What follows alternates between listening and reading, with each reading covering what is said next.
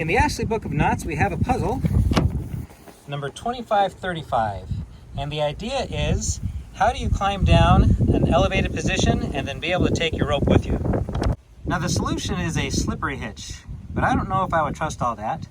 We're going to try something else, probably just as risky, but let's give it a try.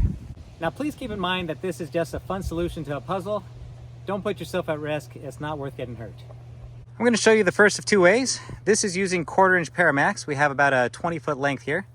And we're going to start tying it from the end of the rope. There we go. Now let me show you how to tie a basic angler's loop.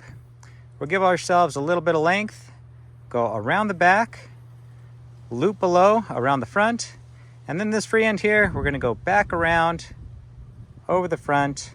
We'll take our lower loop and thread it through the upper loop and pull it tight.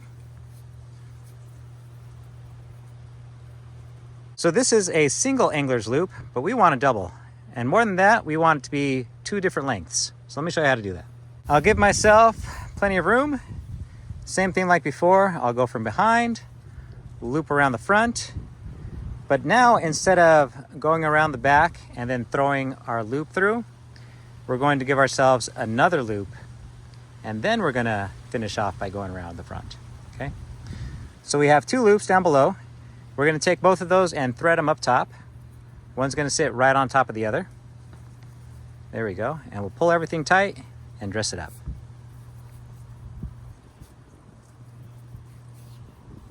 From here, we're going to tie in an inline figure 8 loop. Give ourselves some more room. Make that loop. We're going to go around the back. And then take our bite here, go down below and back through that loop we made.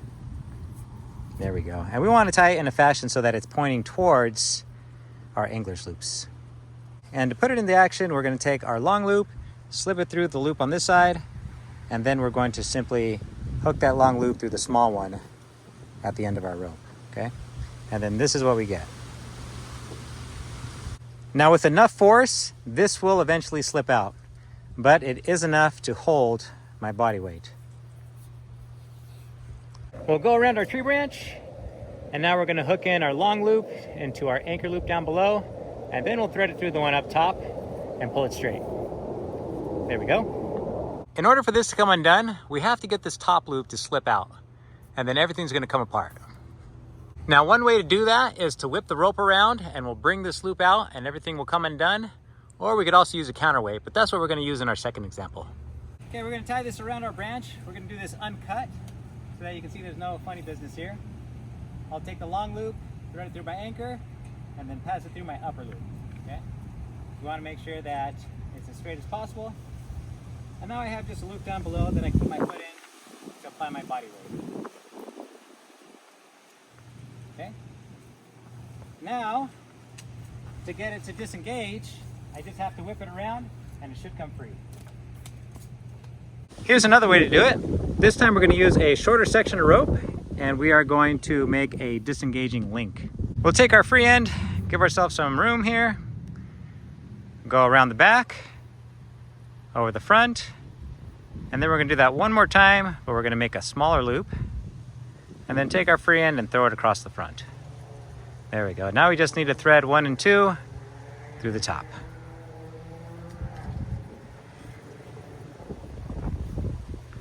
There we go. Pull everything tight. And we'll get it dressed up here. And now for the other side, we're just going to tie a regular angler's loop.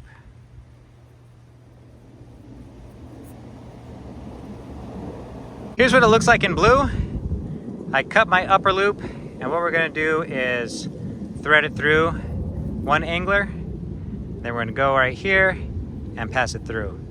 Now these 2 ends that I cut are going to go on either side of my counterweight, and you're going to see what that looks like right now. Here's my monkey's fist. It's going to hang in the tree, and as soon as I release tension, it's going to pull it apart and everything's going to slip away. So for this method, we don't need a double anglers. We're going to do a single. But after putting my body weight on this, it's giving me a hard time taking it apart. So I'm going to use my trusty marlin spike. If you'd like to support my channel, you can pick one up at my shop, awesomforsale.com. There's a link in the description. So if we look at this knot, we have this collar going around, and this portion here is what pokes out of the bottom. So that's what I'm going to try to undo with my marlin spike. Just work it in there. I want to pierce the rope. There we go. Nice. Here we have our inline figure 8. It's very jammed up and it's gonna be very difficult to take apart with just my thumbs here. Now I'll use my marlin spike, and what I want to do is give myself some slack, and I'll do that by pulling out this loop. So here we go. I'll poke it in right about there, and the idea is to pull in the slack across the body of the knot.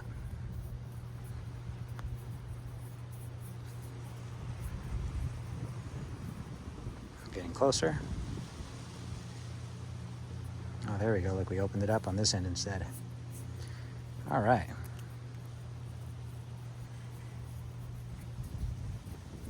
With our rope all situated, we'll tie in an angler's loop at full speed. Now we'll take our counterweight or our monkey's fist and our angler's loop, and we're gonna link it all together. This counterweight is just a tennis ball filled with sand, wrapped in duct tape, and then tied around with a monkey's fist.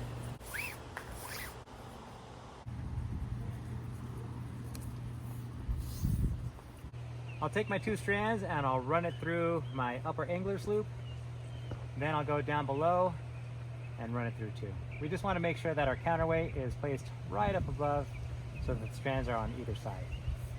From here, this is where I'll pull in my tension, and we'll be able to, theoretically, climb down and then take our rope back. Now the difference between this one and the first one is as soon as I let go of tension on this, it's going to come apart.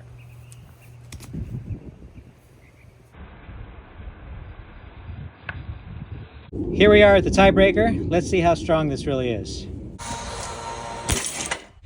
So on this side, we stayed together.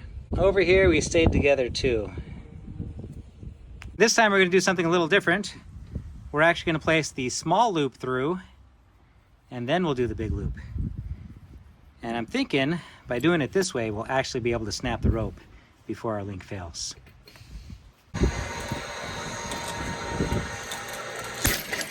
And sure enough, on this side, we lost our bowline. We are still together. Here's the same link you saw on the tree.